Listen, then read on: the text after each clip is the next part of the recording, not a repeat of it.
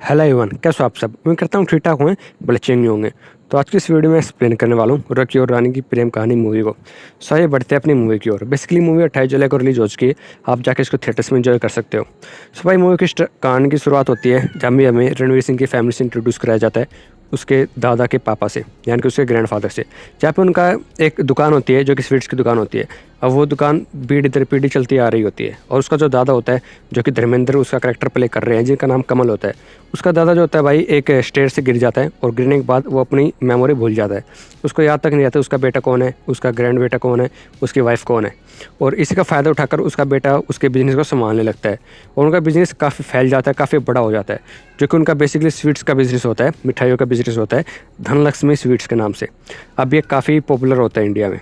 और जो कि भाई ये पॉपुलैरिटी दिखाएगा रही से दिखाई जाती है क्योंकि करण जौहर की मूवी है। और ये रणवीर सिंह भी अब अपने पीढ़ी दर पीढ़ी चले हुए बिज़नेस को आगे बढ़ा रहा होता है, उसको देखभाल कर रहा होता है।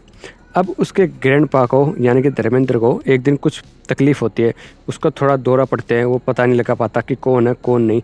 वो अपनी एक टाइम पे उसका अफेयर चला था, तो वो किसी को भी देखता है तो उसे लगता है कि वो जामिनी है और उसके जाके बात करने लगता है, क्लोज़ होने लगता है। अब एक पार्टी में ऐसा होने के बाद उनको लगा कि डॉक्टर को बुलाना चाहिए। डॉक्टर को बुलाते हैं तो वो कहता है कि घबराने की कोई बात नहीं है, ये सिर्फ एक नॉर्मल इशू है, हो जाएगा ठीक। फिर वो जो रणवीर सिंह होता है वो अपने ग्रैंडफादर की यानी कि धर्मेंद्र की एक बुक खोलता है, तो उसमें एक फ़ोटो मिलती है। अब वो उस फोटो की जानकारी के लिए अपने दादा से पूछता है कि ये है कौन। तो उसको कुछ ज़्यादा आइडिया तो नहीं लगता, लेकिन जब वो गूगल पे उसका नाम सर्च मारता है तो उसको पता लगता है कि ये जो है वो एक रिपोर्टर है जिसका नाम रानी होता है, उसकी ग्रैंड मम्मी है, यानी कि हम उस तक पहुंच सकते हैं। और जो एक बेसिकली बात आपको बता देता हूँ भाई, कि जो रॉकी की फैमिली होती है उसमें से कोई भी नहीं चाहता कि रॉकी के ग्रैंडफादर यानी कि धर्मेंद्र बिल्कुल ठीक हो। वो चाहते कि ये ऐसे ही रहे। यहाँ तक कि उसकी वाइफ जिसका करेक्टर प्ले कर रही है जया बच्चन, वो भी नहीं चाहती है मूवी में कि ये बिल्कुल ठीक हो। वो चाहते कि ये ऐसे ही कुर्सी पे बैठे रहे, उनसे चला नहीं जाता था, वो व्हीलचेयर का यूज़ करते थे। अब भाई वो उस लड़की की फ़ोटो मिलने के बाद, वो पता लगाने के बाद वो पहुंचता है रानी की ऑफिस। रानी जो कि इस मूवी में एक कैरेक्टर प्ले कर रही है, उनका जो जॉब है, उनके जो वर्किंग होता है वो होता है भाई, वो एक न्यूज़ चैनल पे काम करती है। वहाँ पे जो भी गेस्ट आते हैं, जो भी नेता एमएलए, जो भी मंत्री संतरी आते हैं, उनका इंटरव्यू लेती है लाइव चैनल पे। ये उसका काम होता है। अब उसके ऑफिस में वो दोनों आते हैं और उनसे बातें करते हैं। उनसे कहते हैं कि ये मुझे एक फ़ोटो मिली है अपने ग्रैंडफादर के एक बुक में, और मुझे लगता है तुम्हारे दादी की है। क्या ये तुम्हारे दादी है या नहीं? जहाँ पे वो कहते हैं कि हाँ ये मेरी दादी है। और फिर उससे कहता है कि तुम घर जाके जरूर पूछना इसके बारे में। और वहाँ पे एक कॉमेडी सीन भी क्रिएट होता है, काफ़ी फ़नी होता है। वो घर जाने के बाद आपस में बातें करते हैं पूरे फैमिली मेम्बर। तो वहाँ पे वो अपने दादी से पूछती है कि मुझे एक फ़ोटो मिली है और एक बंदे ने दी है जो कि एक कार्टून बंदा था, उसने बताया ये कमल की फ़ोटो है। क्या आप किसी कमल को जानती हो? मुझे पता है कि आप नहीं जानती हो। जहाँ पे उसकी मम्मी जो होती है यानी कि जामिनी, बिल्कुल शॉक हो जाते हैं उसका नाम आते ही और अपने रूम में चली जाती है। ये देखने के बाद वो सब भी शॉक हो जाते हैं।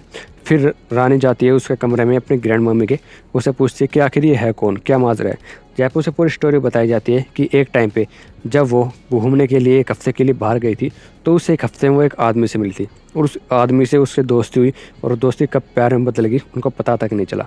अब उस प्यार को वो आज तक मिस करती है, क्योंकि कभी कभी हम अपने दो पल की खुशी एक ऐसे पल में ढूंढ लेते हैं जो पूरी ज़िंदगी नहीं ढूंढ पाते। सो इसके बाद वो बैक कॉल करती है रॉकी के पास और उससे कहती है कि तुम सही कह रहे थे, मेरी दादी तुम्हारे दादा को जानती है। फिर वो आपस में मिलने के लिए वो कहते हैं कि हम तुम्हारे घर आ जाएंगे। जहाँ पे वो हाँ कर देता है क्योंकि वो उसके घर आ नहीं सकता, उसके मॉम डैड उसको अलाउ नहीं करते। एक्चुअली उसके जो घर में है, रॉकी के घर में उसकी मॉम की चलती है, उसकी मॉम की नहीं सॉरी, उसके ग्रैंड माँ की चलती है, जो चाहते हैं कि सब मेरे काबू में रहे। तो इसलिए वो घर पे मिलने के लिए जाते हैं। तो जो रॉकी के दादा होते हैं वो झट से पहचान लेते हैं रानी की ग्रैंड माँ को। तो उनके आपस में बातें होती हैं और उनको देखने के बाद इमोशनल सीन क्रिएट होता है जामिनी का, कमल को देखने के बाद, और फिर वहाँ से चले जाते हैं। इसके बाद हर हफ्ते रॉकी और रानी मिलकर अपने दोनों दादा दादी को मिलाते हैं, उनकी बातें कराते हैं और उनकी खुद की लव स्टोरी आगे बढ़ने लग जाती है। अब उनकी लव स्टोरी आगे बढ़ती है तो जहाँ पे रॉकी उसको एक दिन प्रपोज कर देता है उसके बर्थडे के मौके पर, जहाँ पे वो कहती है कि हम ऐसा नहीं कर सकते, ये सिर्फ हमारा एक टाइम पास था, हमारे दोनों की फैमिलियाँ बहुत अलग है और फैमिली एक नहीं हो सकती। अब ये सुनने के बाद रॉकी उसे छोड़ के चला जाता है। उसके बाद उसको रियलाइज़ होता है कि मैं रॉकी के बिना रह नहीं सकती, इसलिए वो उससे मिलने के लिए जाती है और उससे ज़बरदस्ती हाँ कराती है शादी कराने के लिए। लेकिन शादी के लिए वो मना इसलिए करते हैं क्योंकि वो जानते हैं कि हमारे दोनों फैमिली अलग अलग परिवार से बिलोंग करती है, हम अलग अलग स्टेट से बिलोंग करते हैं, तो हम एक नहीं हो सकते। अब इसके लिए वो एक प्लान बनाते हैं। प्लान होता है कि 3 महीने के लिए रॉकी रानी के घर पे रहेगा और रानी रॉकी के घर पे रहेगी। अगर 3 महीने फैमिली एडजस्ट कर सकती है तो उनका फैसला होता है कि हम शादी कर लेंगे, कोई प्रॉब्लम नहीं है। अब ये एक मौका दोनों अपनी फैमिली से मांगते हैं और हाँ कर देते हैं। अब स्टार्टिंग के मौके में तो रॉकी को थोड़ी प्रॉब्लम आती है उसके घर में एडजस्ट करने के लिए, लेकिन वो जैसे तैसे एडजस्ट कर लेता है। वहीं दूसरी तरफ जब रानी उसके घर में एडजस्ट करने की कोशिश करती है तो उसके दिन पर दिन ताने दिए जाते हैं उसकी ग्रैंड माँ की तरफ से, जो नहीं चाहते कि ये इस घर में टिके। एक्चुअली उसने हाँ तो कर दिया था, वो सिर्फ इसलिए ताकि उनका जो सपुत्र है यानी कि उनका जो पोता है वो बुरा ना मान जाए, कहीं घर छोड़ के ना चला जाए जवानी की उम्र में, तो फिर उनका कारोबार कौन संभालता। इसलिए उसका दिल रखने के लिए वो हाँ कर देते हैं, बट वो दिल से नहीं चाहते हैं कि रानी हमारे घर की बहू बने। अब वो उसको बात बात पर टोंट मारते हैं, लेकिन वो फिर भी सहन करती है। और फिर एक फंक्शन होता है, उस फंक्शन के मौके पर सब गेट टुगेदर इकट्ठा होते हैं। उस फंक्शन में वो देखते हैं कि जो रॉकी होता है वो कथक कर रहा होता है। एक्चुअली जो रानी के पापा हैं वो एक कथक डांसर है, वो एक कथक फैमिली से बिलोंग करते हैं और किसी को पसंद नहीं था कि वो कथक करे, लेकिन वो फिर भी अपने मन की चीज़ें करता था यहाँ पे मुंबई आने के बाद। उसके बाद उसने भी रॉकी को ये सब सिखा दिया, क्योंकि रॉकी उसके घर पे 3 महीने के लिए ठहरने आया था। और जब रॉकी और उसके पापा दोनों मिलकर कथक कर रहे थे दुर्गा पूजा में, तो ये देखने के बाद रॉकी की फैमिली पूरी तरीके से डिसअपॉइंटेड हो गई थी, क्योंकि वो नहीं चाहते कि हमारा कोई भी लड़का ऐसी लड़कियों वाली हरकत करे, और बहुत ही ज़्यादा डिसअपॉइंट होने के बाद वहाँ से जाने लगी। तो रॉकी उनको समझाता है कि आप ऐसे दुर्गा पूजा बीच में छोड़ कर नहीं जा सकते। इसके बाद रानी भी वहाँ पे आ जाती है, जहाँ पे रॉकी के पापा उससे कहते हैं कि तुम इस फैमिली के साथ कैसे एडजस्ट कर सकते हो और एक कैसी इस फैमिली हमारी बहू बन सकती है, इस फैमिली की कोई भी लड़की। जब इसके पापा ऐसे डांस करते हैं, ये क्या वाहिदा हरकत है। ये देखने के बाद उसे लगता है कि ये मेरे पापा की बेइज्जती कर रहे हैं। तो रानी कहती है कि हाउ डे यू, तुम ऐसा कैसे कह सकते हो, और तुम खुद अपनी फैमिली के बारे में सोचो। तुम्हारी जो माँ है वो सबको काबू में करके रखती है। जो रॉकी की माँ वो सिंगर बनना चाहती है वो नहीं करने देती। जो रॉकी की बहन है वो अपने दम पे खड़ा होना चाहती है, तुम्हारी माँ वो भी खड़ा नहीं होने देती। तो तुम चाहते क्या, तुम पहले अपने परिवार को देखो, और उसको धक्का मार देती है। ये देखने के बाद रॉकी को थोड़ा गुस्सा आता है। वो कहता है कि तुम मेरे पापा को हाथ कैसे लगा सकती हो, तुम्हें जो भी करना है बोलना चाहिए था वो ठीक है, लेकिन तुम ऐसे मेरे पापा के साथ बदतमीजी नहीं कर सकती। इसके बाद वो घर चला जाता है और रानी अपने घर चली जाती है। दोनों का फैसला होता है हम अब दूर रहेंगे, शादी नहीं करेंगे। अब ये सब हो जाने के बाद दोनों फैमिलीज़ को रियलाइज़ होता है कि हम गलत थे, क्योंकि घर जाने के बाद रॉकी की मम्मी और रॉकी की बहन दोनों अपोजिट हो जाती है अपने फादर के, और घर छोड़ना चाहती है, क्योंकि रॉकी भी घर छोड़ना चाहता है। और ये चीज़ देखने के बाद रॉकी के पापा थोड़ा मायूस होते हैं, लेकिन कहते हैं मुझे कोई फ़र्क नहीं पड़ता। लेकिन तभी उसी टाइम पे जो रॉकी के पापा है वो बुलाते हैं अपने बेटे को, उसका नाम लेके तिजोरी। और ये बहुत ज़्यादा इमोशनल सीन होता है, क्योंकि अब तक उसने अपने बेटे का नाम नहीं लिया था, और उसको हार्ट अटैक आता है, और वहीं पे रॉकी के दादाजी जो है एक्सपायर हो जाते हैं, मर जाते हैं।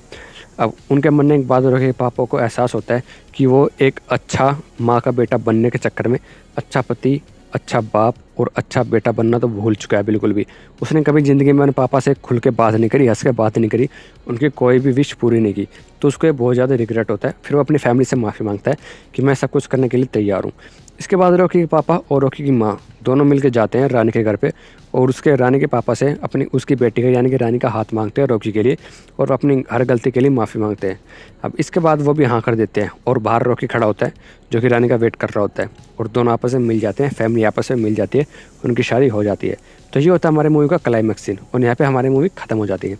सो अगर आपको ये मूवी की एक्सप्लेनेशन अच्छी लगी हो तो चैनल को सब्सक्राइब कर देना, क्योंकि आने वाली वीडियोज़ में ऐसे एक्सप्लेनेशन आपको मिलने वाली है, रिव्यू भी मिलने वाले हैं, बहुत सा कंटेंट मिलने वाला है इस चैनल पे। तो अभी शुरुआत है भैया, सपोर्ट चाहिए आपका।